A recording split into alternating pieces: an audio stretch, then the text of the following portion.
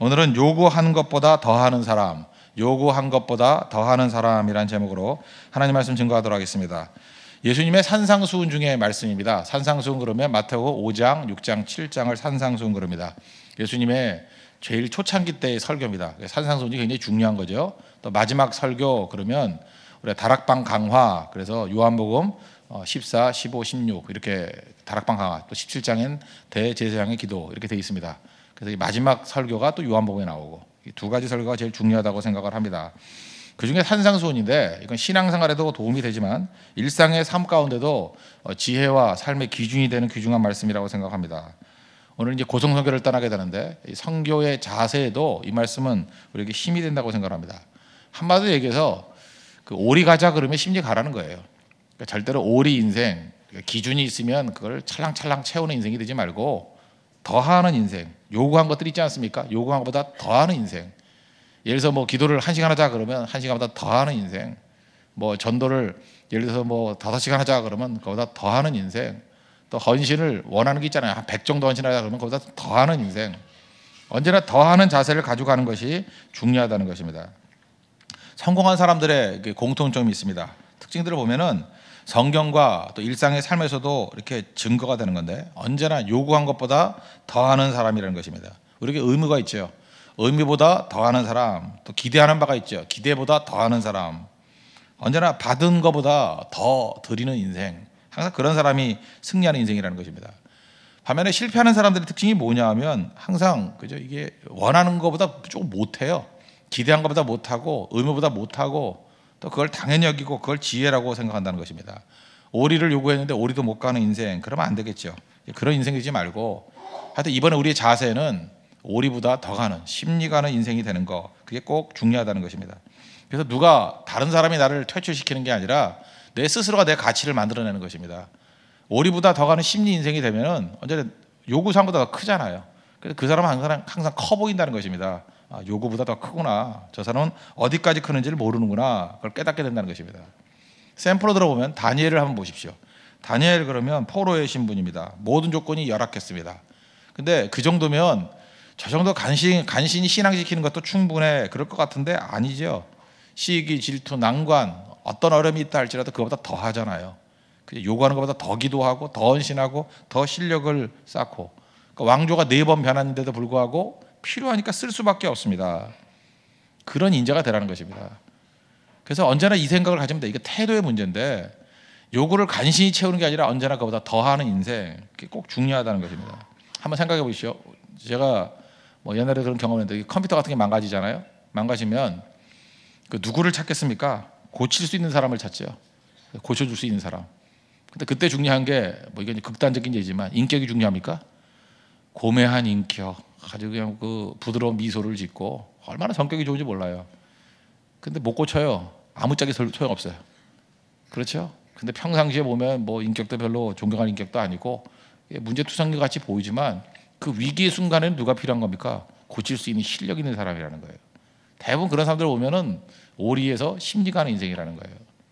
인격이 필요 없다는 얘기가 아닙니다. 그러나 인격만 가지고 일하는 건 아니잖아요. 진짜 위기에 와보라니까요.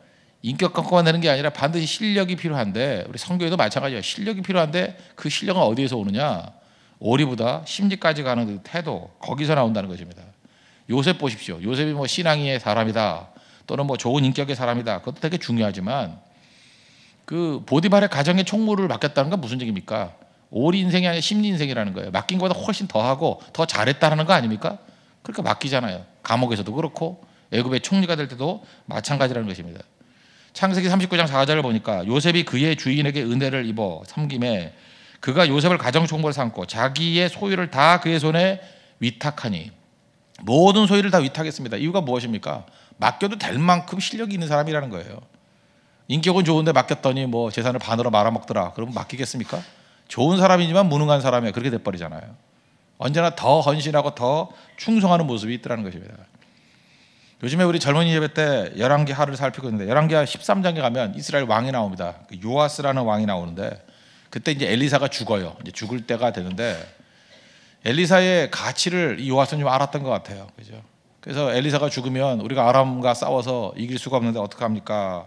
하면서 열왕기하 13장 14절 보니까 엘리사가 죽을 병이 들매 이스라엘 왕 요아스가 그에게 내려와 자기 얼굴에 눈물을 흘리며 이르되 내 아버지여 내 아버지여 이스라엘의 병거와 마병이여. 그러니까 엘리사에게 아버지 그랬다고요. 뭐 영적 아버지 그런 의미도 있겠죠. 이스라엘의 병거와 마병이여, 이스라엘의 진정한 힘입니다. 죽으면 안 돼요 그랬잖아요. 그러니까 이 불쌍한 마음에 엘리사가 마지막 기회를 하나 주죠. 화살을 갖고 오라고. 그러고 난 다음에 그 화살을 가지고 땅에 치라 그랬다고. 땅에 치라. 그럼 몇 번 치라는 얘기를 안 했잖아요. 그러면 13장 18절 보니까 뭐 제한이 없으면 뭐 한 10번쯤 치거나 20번 치거나 뭐 이렇게 치다가 이제 그만할 때까지 치면 좋을 거 아닙니까? 근데 이에 3번 치고 그친지라. 딱 3번 딱 쳤다는 것입니다. 이 사람은 오리 인생이죠. 오리도 못 가는 인생이에요. 그랬더니 하나님의 사람이 노아에 이르되 왕이 6번 칠 것이니이다. 그리하였다면 왕이 아람을 진멸하기까지 쳤으리이다. 그러니까 그 치는 숫자만큼 승리를 준다라는 거예요. 그러니까 심리 인생이 됐다 그러면 완전히 멸절해버리고 엘리사가 죽었다 할지라도 이스라엘의 위기가 사라졌겠죠. 근데 요아스라는 왕은 이걸 못했어요. 3번 치고 3번 승리하고 나중엔 패망해버립니다. 진다고요.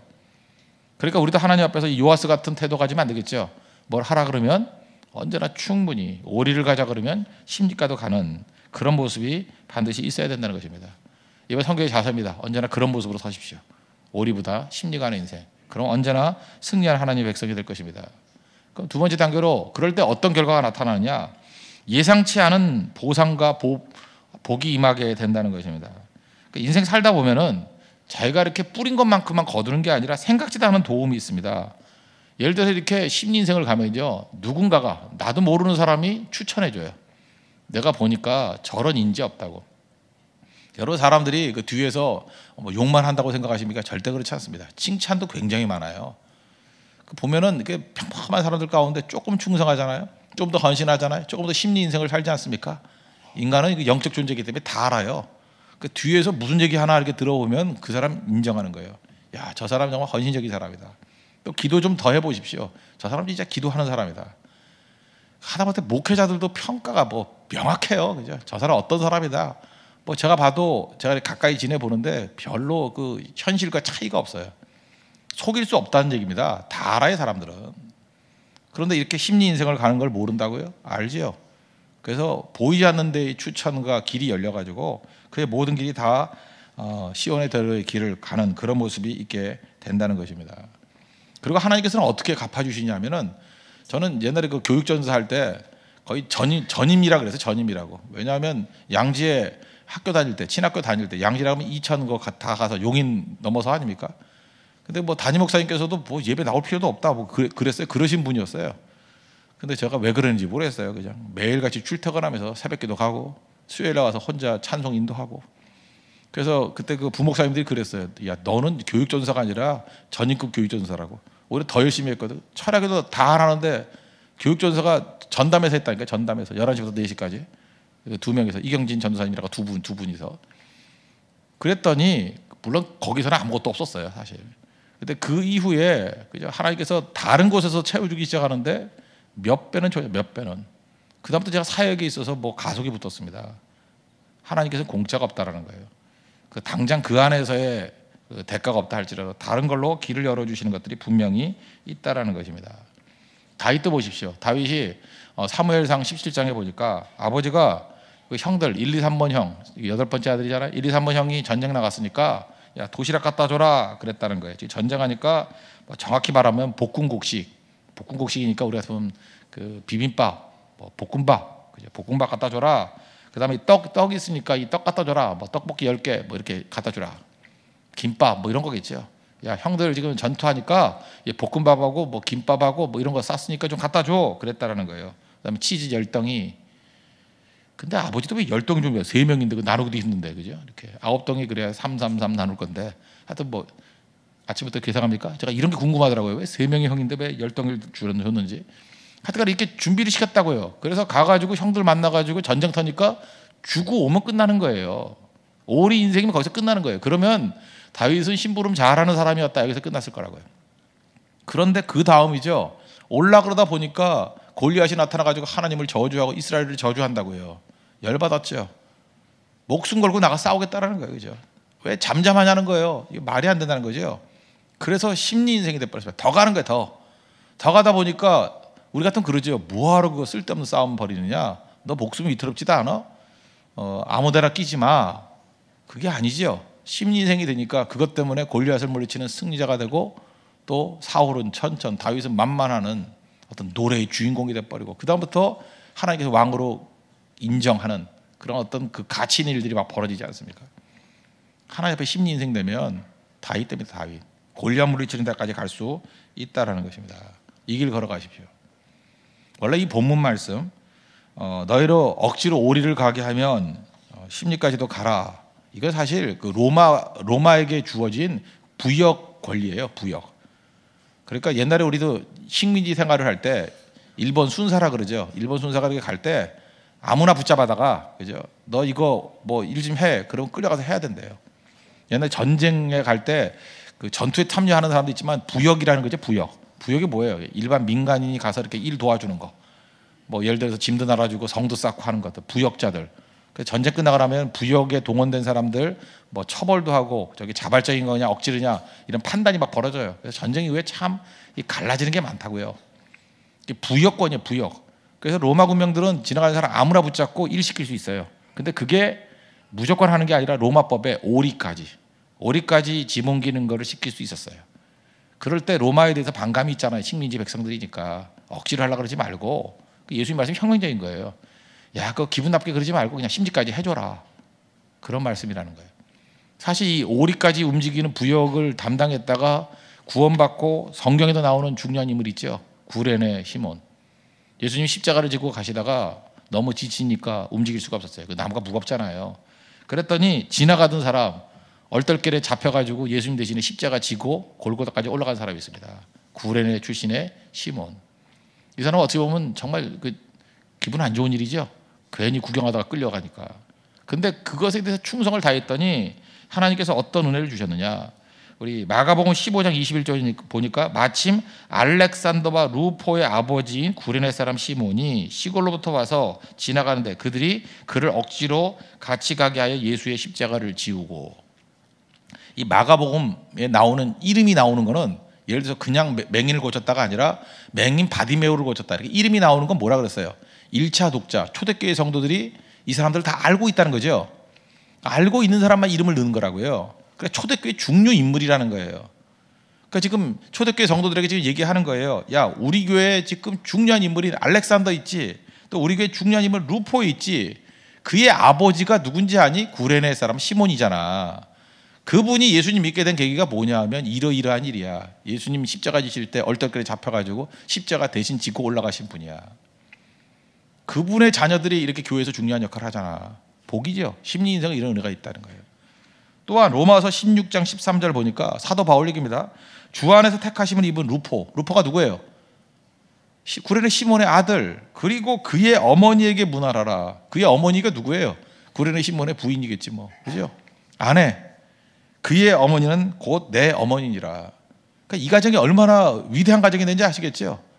바울이 우리 엄마래, 엄마. 그러니까 무슨 얘기입니까? 그러니까 영적인 어머니겠죠. 내가 어머니같이 모시는 분이 그 구레네 시몬의 부인이었다고요.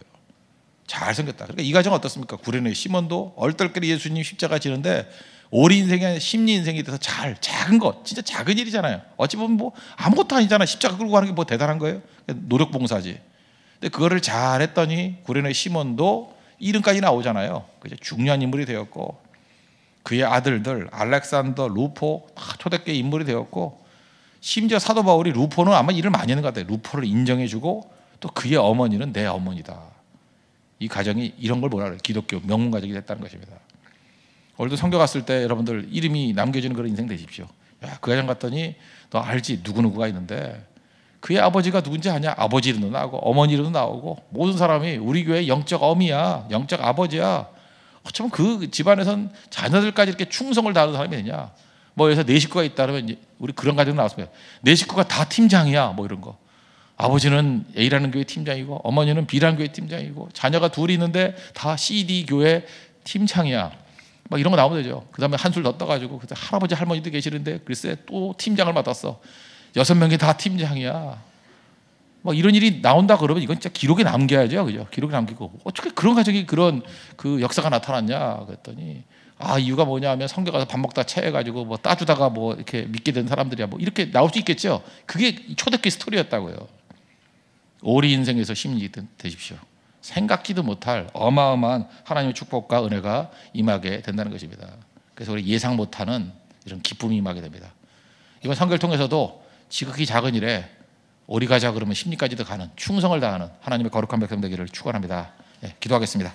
우리 다 같이 말씀 놓고 간구하고 선교대원들은 우리 잠시만 기도하고 빨리 식사하고 나가서 짐 옮기고 7시까지는 출발할 수 있도록 미리미리 준비해 주셨으면 좋겠습니다. 다 같이 하나님 앞에 간구하도록 하겠습니다.